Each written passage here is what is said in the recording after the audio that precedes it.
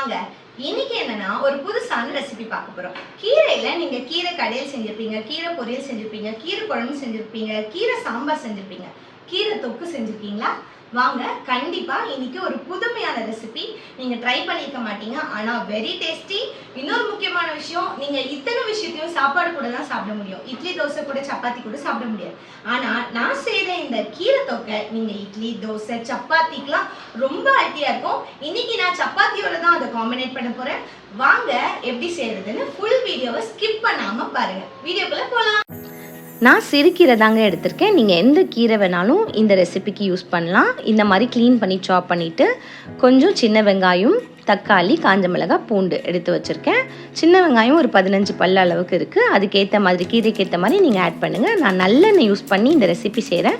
நீங்களும் நல்லெண்ணெயிலே செய்யுங்க, ரொம்ப நல்லாயிருக்கும். அதுவும் இந்த சம்மர் சீசனுக்கு நான் கொஞ்சம் ரீசெண்ட் டைம்ஸில் நல்லெண்ணெய் தாங்க எனக்கு ரொம்ப பிடிச்சிருக்கு. ஸோ நான் அதையே தான் நிறைய விஷயங்களுக்கு ஆட் பண்ணுறேன். நீங்களும் அப்படி செய்யுங்க, உடம்புக்கு ரொம்ப குளிர்ச்சியாக இருக்குது.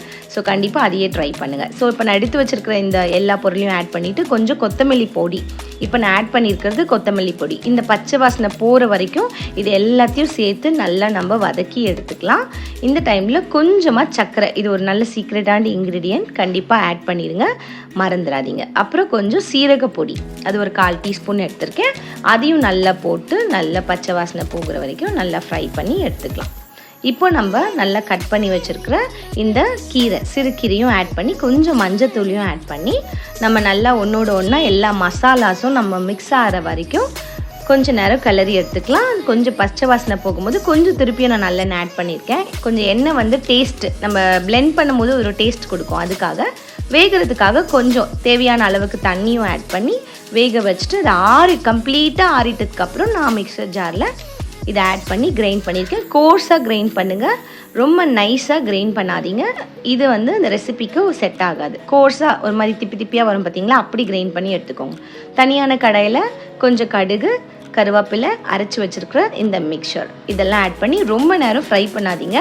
அந்த எண்ணெயோடு அது கொஞ்சம் பிளெண்ட் ஆகணும், அவ்வளோதான். அப்புறமா டக்குன்னு ஆஃப் பண்ணிடுங்க ஸ்டவ்வை.